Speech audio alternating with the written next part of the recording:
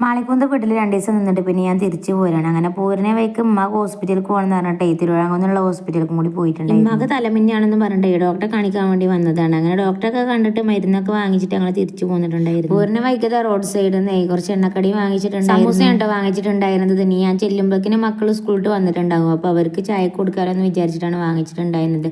അതിന് 2 എണ്ണം ഉമ്മാക്കും കൊടുത്തിട്ടുണ്ടായിരുന്നു. അങ്ങനെ പോരുന്ന വഴിക്ക് ഉമ്മാനെ മാളിക്കുന്നിൽ ഇറക്കിയിട്ട് ഞാൻ പിന്നെ നേരെ വീട്ടിലേക്ക് പോന്നിട്ടുണ്ടായിരുന്നു. ഞാൻ വന്ന് കുറച്ച് കഴിഞ്ഞൊക്കെ മക്കൾ സ്കൂളിൽ വന്നിട്ടുണ്ടായിരുന്നു.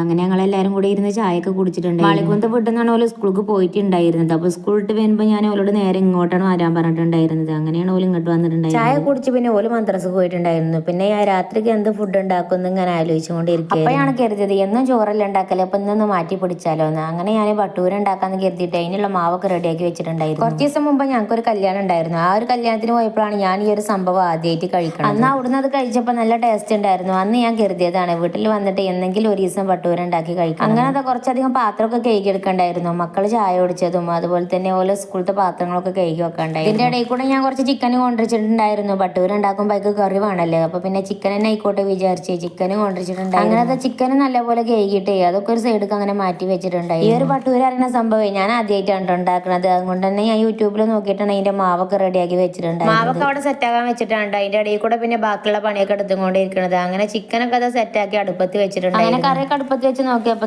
ഇങ്ങനത്തെ നമ്മളെ മാവൊക്കെ നല്ലപോലെ പൊന്തി വന്ന് നല്ല സെറ്റ് ആയിട്ടുണ്ടായിരുന്നു. ശരിക്കും ഈ മാവ് പൊന്തി വരണമെങ്കിൽ 2 മണിക്കൂറിലധികമെങ്കിലും വെക്കണം. അങ്ങനത്തെ പൊന്തി വന്ന മാവിനെ വീണ്ടും കുഴച്ച് സെറ്റ് ആക്കിയിട്ടേ പിന്നെ അത് വലിയ ഓരോ ബോൾസ് ആക്കി വെച്ചിട്ടുണ്ടായിരുന്നു. ആദ്യമായിട്ട് ഉണ്ടാക്കണ തൊട്ടന്നെ ഇത് ശരിയാവോ കൊളാവോ എന്നുള്ള ഒരു ടെൻഷനൊക്കെ ഉണ്ടായി. ആദ്യത്തെ 2-3 ബോൾസ് എടുത്ത് പരത്തിയപ്പോഴേ ശരിക്കില്ല വട്ടൊന്നും കിട്ടിയിട്ടില്ലായിരുന്നു കേട്ടോ. അത് പിന്നെ ഞാൻ എന്ന് പരത്തുമ്പോൾ അങ്ങനെ തന്നെയൊക്കെ. ഇനി ഞാൻ ചപ്പാത്തി ചൂടുകയാണെങ്കിൽ 2-3 എണ്ണൊക്കെ ചൂടുമ്പോൾ ആദ്യമൊക്കെ ഇന്ത്യയുടെ പൂപടം തന്നെ. പിന്നെ ഒരു 3-4 ബോളൊക്കെ അങ്ങനെ പരത്തി വന്നപ്പോൾ നല്ല അടിപൊളിയായിട്ട് നല്ല വൃത്തത്തിൽ കിട്ടിയിട്ടുണ്ടായിരുന്നു. മാവ് പരത്തിയപ്പോൾ ഉണ്ടായ അനുഭവം തന്നെയായിരുന്നു കേട്ടോ. എണ്ണയിൽ കിട്ടപ്പോഴും ആദ്യത്തെ 1-2 എണ്ണൊക്കെ നല്ലപോലെ ഒന്നും പൊന്തി വന്നിട്ടില്ലായിരുന്നു. എന്നാൽ അത്യാവശ്യത്തിന് പൊന്തിയിട്ടുണ്ടായിരുന്നു. അങ്ങനെയൊക്കെ ആയിരുന്നു.